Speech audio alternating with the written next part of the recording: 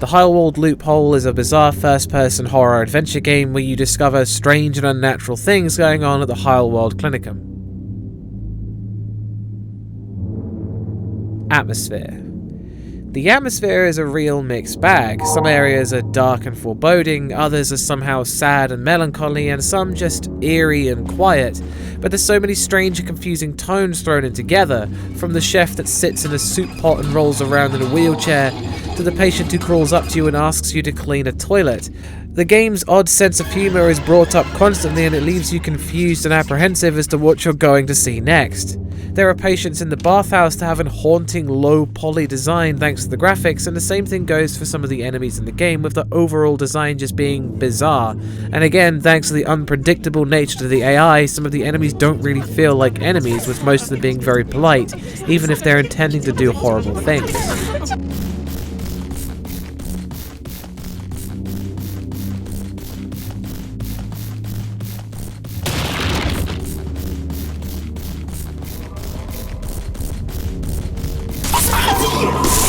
There's so much uncertainty in the game because it's not clear what you need to do to progress or find a different path out of a specific area. That, combined with how the enemies react and the foreboding and maze-like areas, you never feel like you're safe. What lets this down is how often you need to retread old areas of the game to find new exits, with everything resetting when you return. What was uncertain becomes familiar, with some of the enemies becoming somewhat less threatening than they are when you first met them. The atmosphere dissipates as you get used to things, but initially each new area has its own apprehension, a sense of mystery and dread as you explore and wait for things to happen. That's one Harry Mason.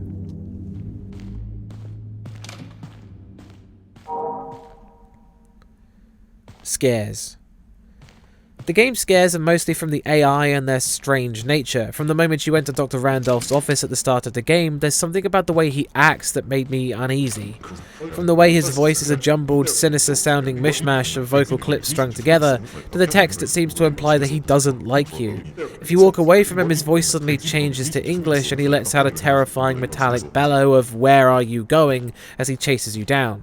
Where are you? If he catches you, he states that he means you no harm and wants you to follow him to his office since you seem ill. It's this level of uncertainty that's present in a lot of the game's AI where you just don't trust them. Even characters who are non-hostile seem to have a way of being either unnaturally weird or have a creepy design. Again, with the game encouraging you to try and find different ways of completing its levels, it will eventually render each of the enemies less threatening. There's a few scripted events, but again, they're victim to the same repetition that hurts how frightening the enemies can be.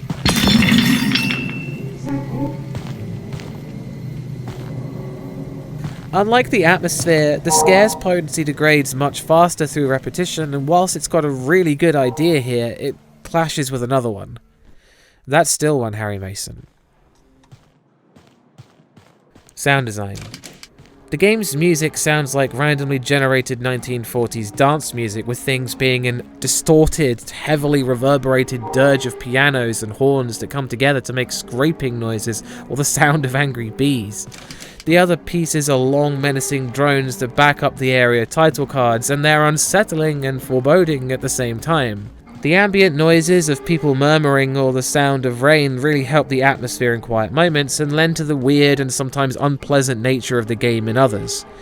The menu sound effects are all cold and metallic, with a lot of them reminding me of something from Dark Souls. They also have a habit of being odd or very loud, with things like Nurse Heideltraut's movement sounding like a distorted kick drum turned into a horse's gallop. There's lots of gross and seemingly strange and unnecessary sound effects that all add to the bizarre charm of the game. The voice lines are all Banjo-Kazooie style, and the way they sound seems like they're whispering violently and loudly, but what really makes them stand out is how they sometimes break into English, like Dr. Randolph has mentioned before. The directional audio works great in scenes with lots of people in, like the bathhouse. It manages to feel like you're surrounded by voices.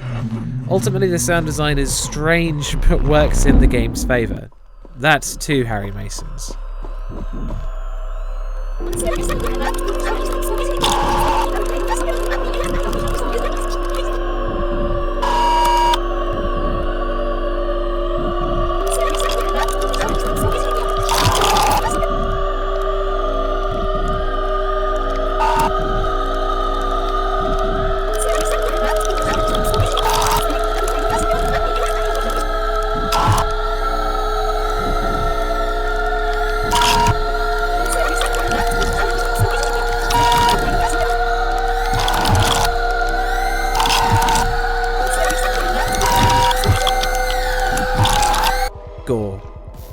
There's no real gore in the game, and it was surprising, but I didn't really think that the game needed any. That's 3 Harry Masons.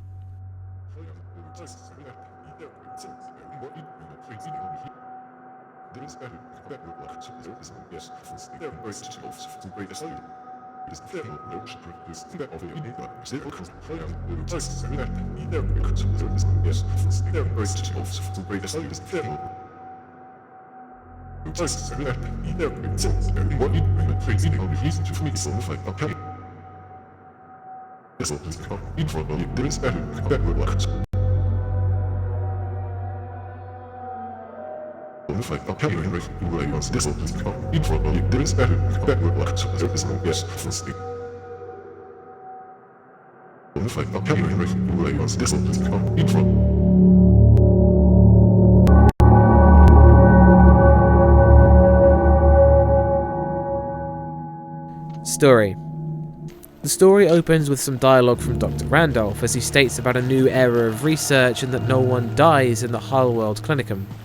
The game follows an unnamed protagonist as they seemingly fall into the clinic and open a door to Dr. Randolph's office. From here, it's difficult to piece things together. There's clearly some horribly strange things going on, but very few characters seem to address it.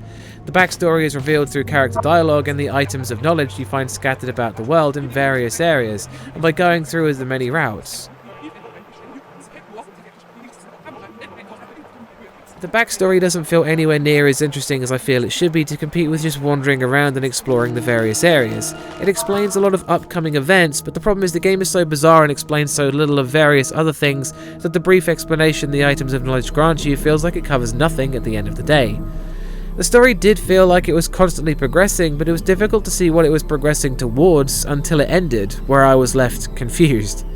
I feel like I would have understood the story better if it was told in a different way from some brief sentences in the items of knowledge and some random character dialogue.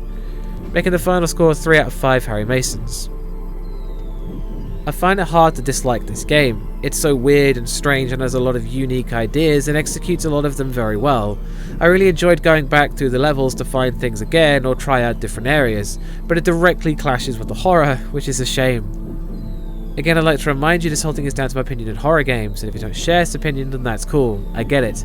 There'll be more horror reviews in the pipeline, and thanks for watching. I was going to check out Bumps in the middle of the night. Peace.